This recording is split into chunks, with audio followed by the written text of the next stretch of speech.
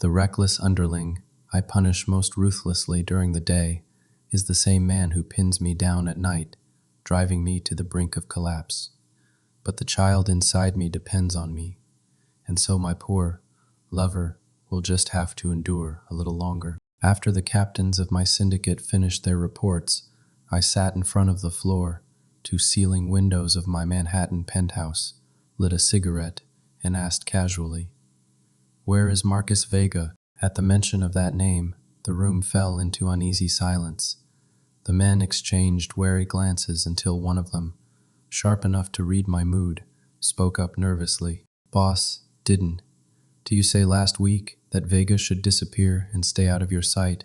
If he is not dead out there, there is no reason for him to come crawling back." I held the cigarette between my fingers and exhaled a slow ring of smoke. "Oh, then, is he dead out there?" The underling wiped at imaginary sweat. Word is, not yet." He quickly summoned another lackey and whispered, "Go find out where Vega is and what he is doing." The lackey worked fast. Soon, the report came back. "He is in a private box at a downtown club. Apparently, he ordered 8 male escorts and cracked open 3 bottles of whiskey." 8 escorts, 3 bottles. I sneered. He is really enjoying himself. The doctor's warning about my health flickered in my mind. My eyes dropped to my slightly rounded stomach. Then I ground the cigarette out coldly between my fingers. "From now on, even if he dies out there, don't he bother reporting it to me." When everyone left, I stretched out on the velvet sheets of my bed. Marcus Vega had once been just another forgettable soldier in my ranks. At first, I only admired his quick thinking and efficiency, so I pulled him closer, trusted him, relied on him. I never imagined he would take advantage of me in a moment of weakness and force himself into my bed. Although that night I had bitten his lips to keep him from leaving, it was only once. But from that one time, I became pregnant. As a boy, I had been taken abroad by crime, family relatives, and subjected to experiments that altered my body. Unlike ordinary men, I grew weak in cycles and could conceive. Especially after becoming pregnant, the symptoms grew stronger. Even when Marcus drove me to collapse in bed, my body clung to him with humiliating dependence. But his skill between the sheets was atrocious. Last week, when he pushed me too far, I had kicked him back down to the lowest rank of underlings. For an entire week, I hadn't seen him since. On the bed now, I arched my body in discomfort, sweat dampening the small of my back. Finally, at 3 in the morning, I slid into the back of my town car and told the yawning driver, "Take me to the club." The neon lights of downtown Manhattan blurred past the tinted windows as we drove. My body felt hot, feverish almost, a familiar sensation that signaled the beginning of one of my cycles. The doctor had warned me that pregnancy would intensify these episodes. I hated the weakness, the vulnerability, especially now. The club pulsed with electronic music when I arrived, bass so deep it vibrated through the soles of my Italian leather shoes.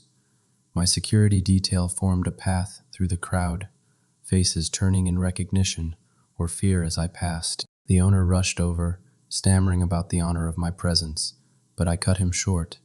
"Private box 7, now."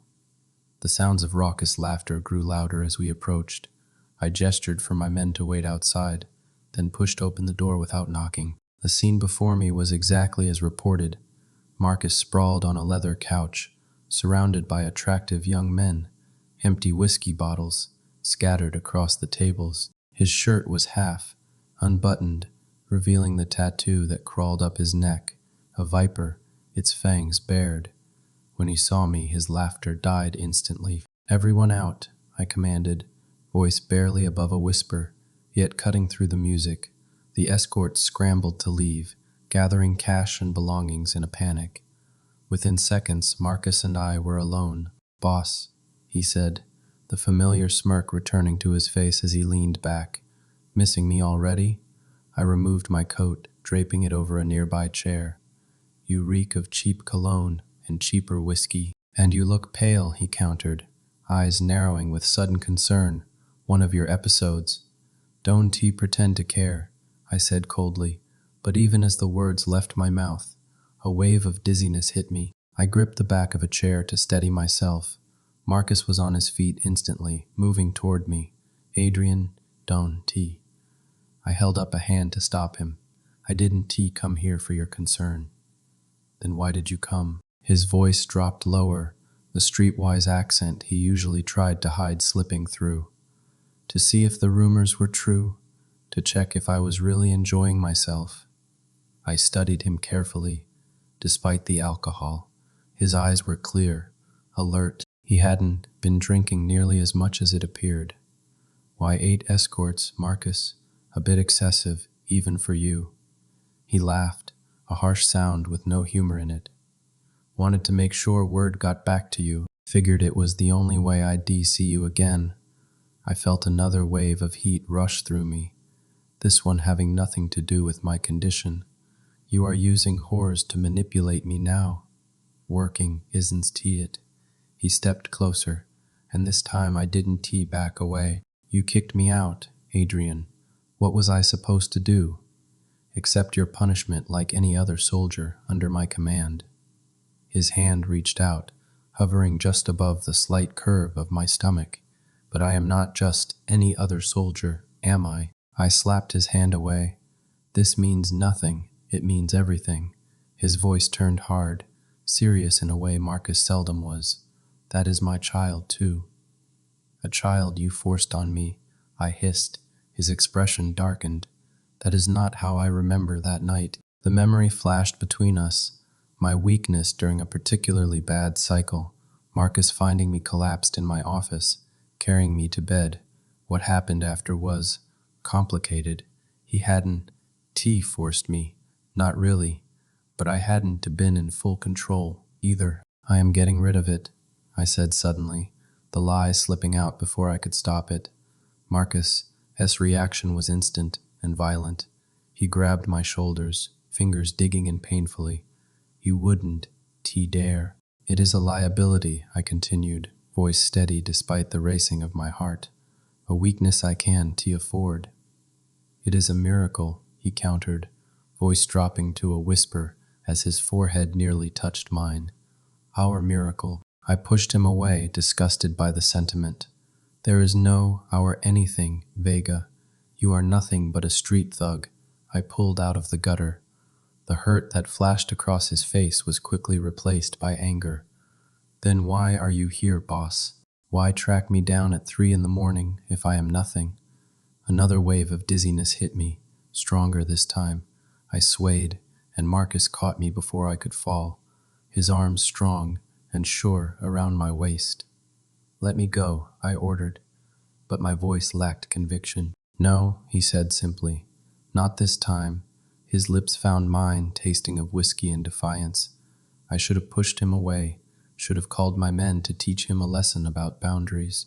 Instead, my fingers curled into his shirt, pulling him closer, as heat pooled in my belly.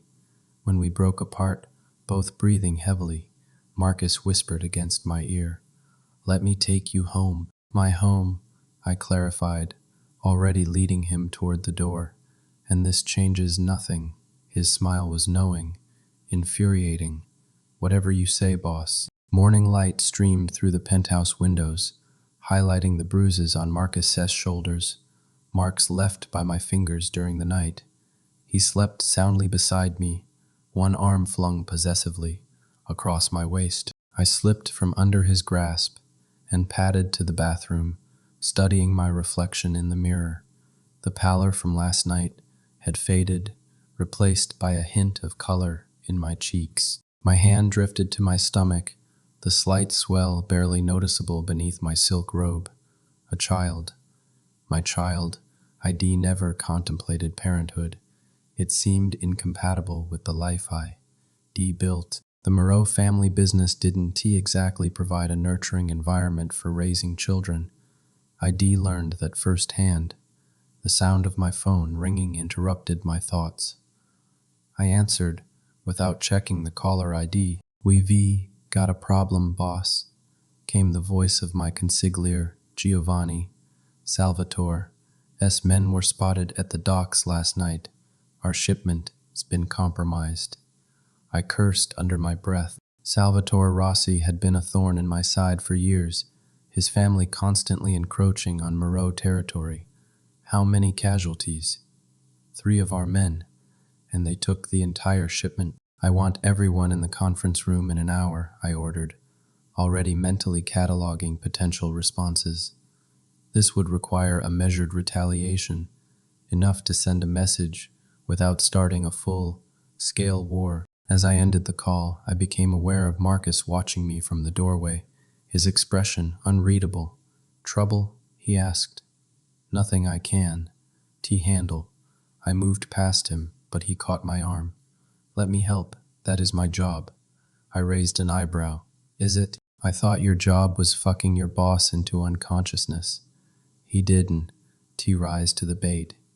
"Adrian, I know you are still angry, but we in this together. The baby." "Stop bringing up the baby," I snapped. "There are more pressing matters right now." His jaw tightened. "Fine. What do you need me to do about Salvatore?" I paused, surprised. "How did you know it was Salvatore?" A flicker of something, guilt, crossed his face. "Who else would be bold enough to hit our shipment? The Rosses have been pushing boundaries for months." It made sense, yet something about his response unsettled me. Marcus had always been perceptive, but lately his insight seemed almost prescient. "I want you to stay out of this one," I decided. "You are still being punished, remember?" His expression hardened. "So what was last night? Just a convenient fuck when you were feeling weak?" The words stung more than they should have. "Precisely," I replied coldly. "Now get dressed and get out. I have business to attend to." For a moment I thought he might argue. Instead, he nodded curtly and began collecting his clothes. The silence between us was heavy with unspoken words. As he reached the bedroom door, he paused. "Adrian, be careful.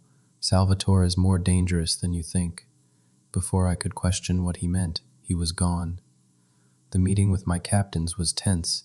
We reviewed security footage from the docks, discussed countermeasures, planned our response. Throughout it all, I couldn't shake the feeling that something larger was at play. "We hit them back twice as hard," suggested Antonio, my most aggressive captain. "Take out their distribution center in Queens." I shook my head. Too obvious. Salvatore will be expecting retaliation. Giovanni, who had served my father before me, leaned forward. "If I may, Adrian, this attack seems personal. The timing, the precision. Salvatore had inside information. The implication hung in the air, a traitor in our midst. Sweep the organization," I ordered. "I want every newcomer, every recent promotion scrutinized. Bank accounts, phone records, everything." As the meeting concluded, Giovanni remained behind. He was in his 70s now, silver-haired and dignified, the closest thing to family I had left. "You don't look well," he observed quietly. "The doctor warned you about stress during your condition." I sighed. Giovanni was one of the few who knew about my unique physiology. "I am fine, and the child." My hand instinctively moved to my stomach, growing. He nodded, satisfaction in his eyes. "A Moreau heir. Your father would be proud, would he, though?" My father had been the one to authorize those experiments, viewing me more as an asset than a son. I had no illusions about repeating his parenting style. "I am not keeping it because of the family name," I said sharply. Giovanni's expression softened. "Then why are you keeping it, Adrian?" The question caught me off guard. Why indeed? Every logical part of me knew a child was a vulnerability, a weakness enemies could exploit. Yet something deeper, something primal, refused to let go of this fragile new life. "I don't know," I admitted finally. Giovanni placed a weathered hand on my shoulder. "Perhaps that is answer enough for now." After he left, I retreated to my private office, losing myself in work to avoid confronting the emotions Giovanni's question had stirred. Hours passed, the sky outside darkening into evening. A soft knock at the door broke my concentration. "Enter," I called, expecting one of my security detail. Instead, Marcus stood in the doorway, holding a paper bag that smelled tantalizingly of food. "Before you throw me out," he said quickly, "I brought dinner. Real food, not that take-out crap you usually eat." My first instinct was to order him to leave, but my stomach growled traitorously. I hadn't eaten since morning. "Fine," I conceded. "You can stay for dinner." He grinned triumphantly, unpacking containers on my desk.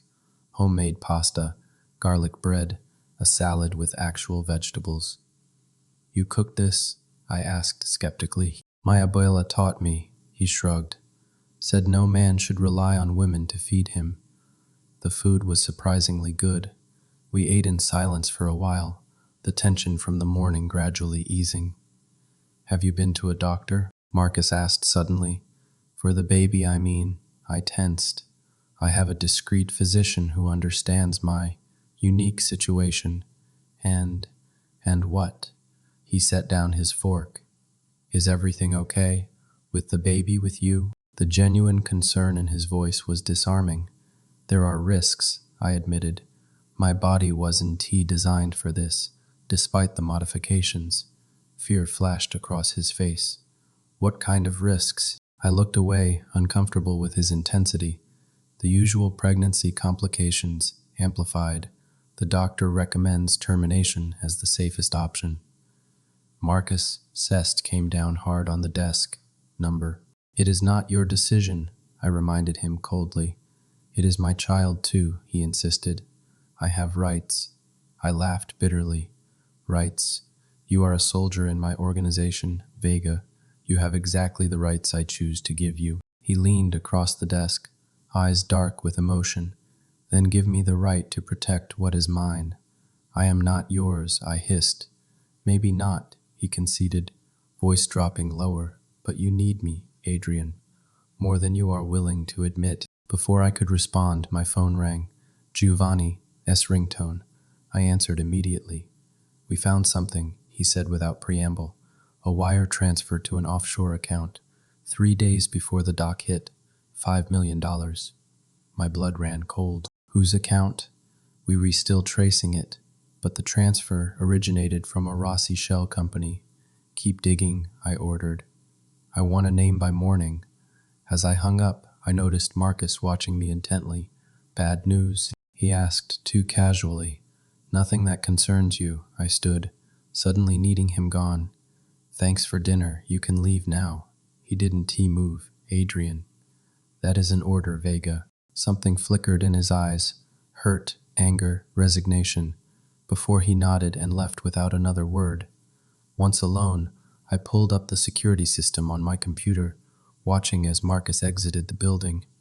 Instead of heading toward his apartment, he turned in the opposite direction. On impulse, I activated the tracker in his phone. He was heading toward Rossi territory. The pain woke me at 3 a.m., sharp and stabbing across my abdomen. I gasped, curling in on myself as waves of agony radiated from my core. Something was wrong. Very wrong. I fumbled for my phone, dialing my doctor with trembling fingers. "Dr. Klein," he answered, voice groggy with sleep. "It is Moreau," I managed through gritted teeth. "Something's happening." He was instantly alert. "Describe the pain." "Sharp, lower abdomen. Comes in waves. Any bleeding?" I checked. "Number." "I am coming to you," he decided. "Try to stay calm. Stress will only exacerbate the situation." 20 minutes later, Dr. Klein was examining me in my bedroom, his expression grave. "Your body is rejecting the pregnancy," he explained. "It is not designed to sustain a fetus long term, despite the modifications." "Can you stop it?" I asked, surprised by the desperation in my voice. He hesitated. "There are experimental treatments, but they're dangerous. Adrian, your best option is to let nature take its course." "That is not an option," I said firmly. "What are the treatments?" He sighed, removing his glasses. "A series of hormone injections, specially formulated for your unique physiology. They might stabilize the pregnancy, but they could also cause permanent damage to your system. Do it, Adrian, do it, I repeated more forcefully, whatever it takes. As Dr. Klein prepared the first injection, my phone lit up with a message. Marcus, need to talk. It is important. Meet me at the safe house on 35th. I stared at the screen, torn between suspicion and concern. Marcus had disappeared into Rossi territory hours ago, and now he wanted to meet at one of our most secure locations. Adrian? Dr. Klein prompted. Needle ready. I made a decision. Give me the shot, then I have somewhere to be. The safe house was dark when I arrived, my security detail flanking me despite my assurances that I could handle this alone. The pain had subsided to a dull ache. Dr. Klein's injection, working its magic for now. Wait outside, I ordered my men. I'll call if I need you. The apartment was silent as I entered, my hand resting on the gun holstered under my jacket. Marcus, a figure emerged from the shadows of the living room. Marcus looked terrible, disheveled, a bruise blooming on his cheekbone, blood staining his shirt collar. What happened to you? I demanded. You need to leave New York, he said without preamble. Tonight, take your most trusted men and disappear. I stared at him. Have you lost your mind? Salvatore knows about the baby, he blurted out. He knows about your condition, what those experiments did to you. He is planning to take you alive, to study you, experiment on you. Cold dread pooled in my stomach. How could he possibly know that? Marcus looked away, guilt written plainly across his features. Because I told him. The betrayal hit like a physical blow. I drew my gun in one fluid motion, aiming it at his head. Give me one reason why I shouldn't kill you right now. Because I am trying to save your life, he said quietly, and our child. By betraying me to Salvatore Rossi? I laughed bitterly. Try again, Vega. Salvatore Rossi is my father. The words hung in the air between us, devastating in their simplicity. The gun in my hand wavered slightly. You are lying, I whispered, even as pieces began falling into place. His mysterious background, his rapid rise through my organization, his uncanny knowledge of Rossi operations. I wish I were, he said, a lifetime of pain in those 4 words. He sent me to infiltrate your organization 3 years ago, to get close to you, learn your weaknesses, your secrets.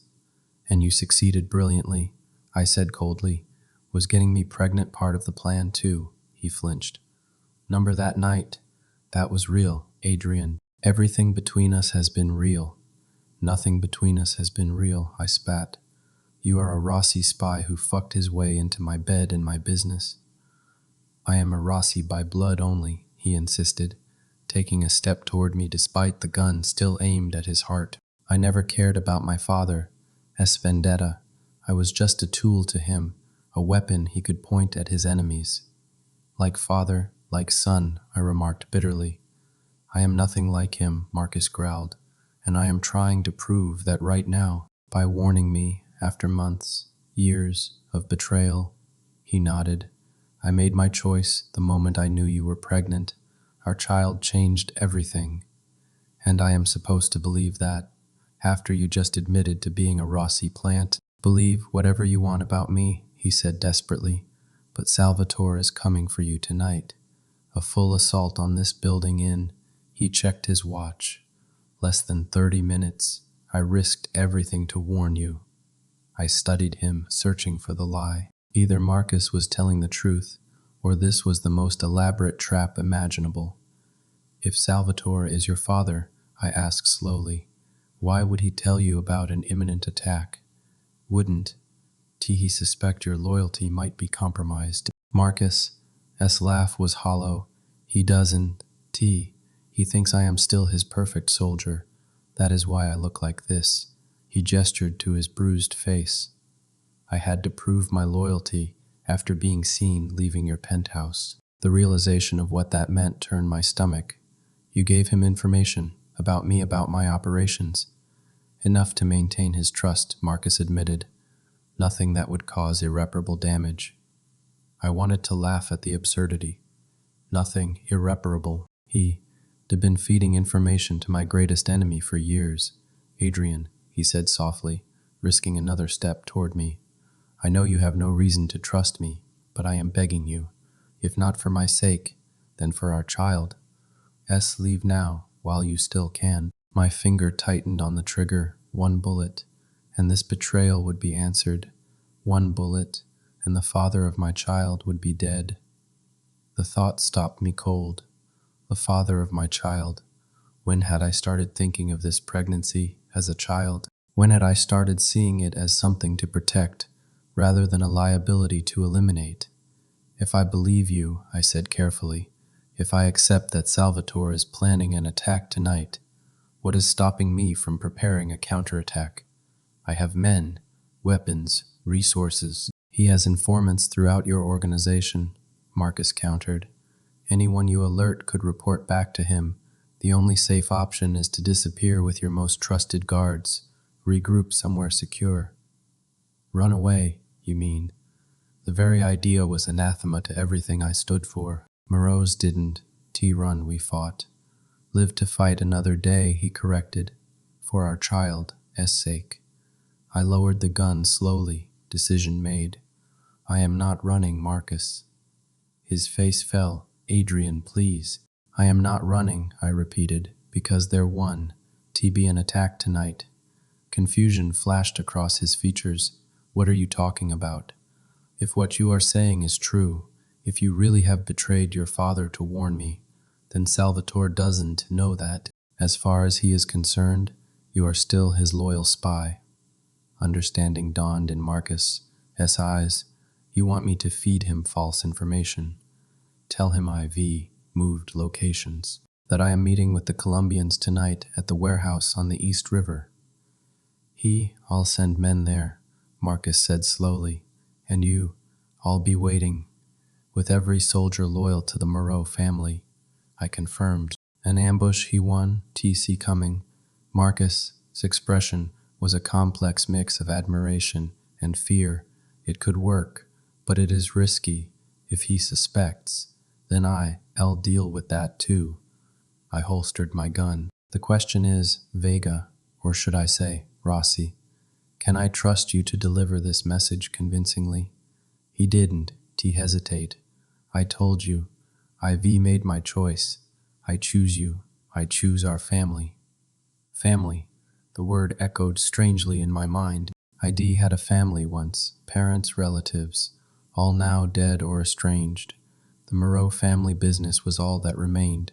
Until now. Prove it, I said simply. The warehouse was eerily silent as I waited in the shadows of the upper level, surrounded by my most trusted guards.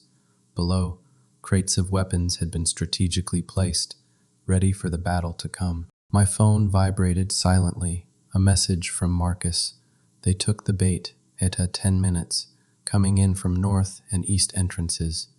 I relayed the information to my captains, positioned at various points throughout the warehouse. Giovanni, stationed beside me, looked troubled. Are you certain about this, Adrian? Trusting the word of a Rossi? I am not trusting a Rossi, I replied. I am trusting Marcus. Giovanni raised an eyebrow, but said nothing more. He had been skeptical when I revealed Marcus' true identity, but he trusted my judgment, or at least he pretended to.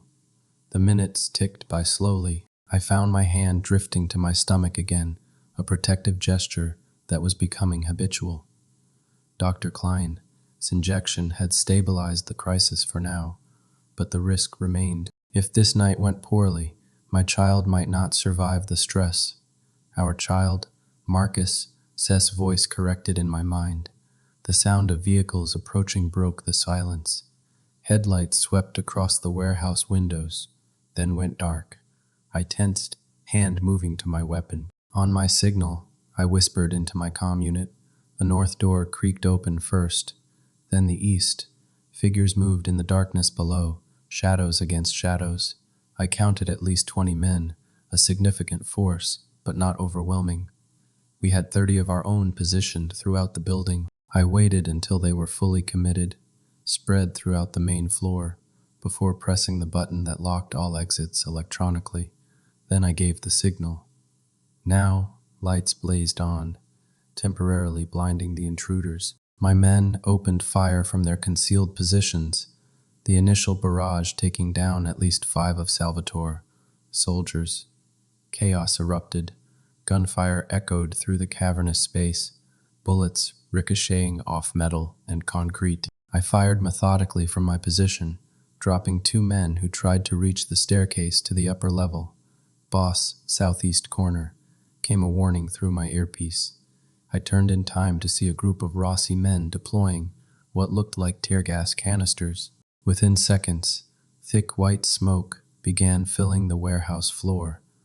Gas masks, I ordered, pulling my own from a nearby pack. The Rossi men hadn't expected this countermeasure. Another advantage. Through the smoke and confusion, I spotted a familiar figure, Salvatore Rossi himself, surrounded by his personal guards. He was older than in the photos I'd seen, gray, haired but still powerfully built. Marcus resembled him around the eyes. "Giovanni," I called. "Cover me, Adrian, Don T." He began, but I was already moving, descending the stairs with my gun ready. I wanted to face Salvatore personally, to look into the eyes of the man who had sent his son to betray me, who had threatened my family, my child. As I reached the main floor, gunfire intensified around me. My guards formed a protective circle, advancing steadily toward Salvatore's position. Through gaps in the smoke, I could see him issuing orders, seemingly unconcerned by the battle turning against him. Then I saw why. A second wave of Rossi soldiers poured through a previously hidden entrance, a tunnel access I hadn't known existed. We were suddenly outnumbered, caught in a pincer movement. "Fall back," I ordered through the comm. "Regroup at position 2. As my men began their tactical retreat, covering each other with suppressive fire, a new figure appeared at Salvatore's side, tall, dark-haired, familiar. Marcus. Our eyes met across the chaotic battlefield. His expression was unreadable through the smoke, but I felt the betrayal like a physical pain. He had led us into a trap after all.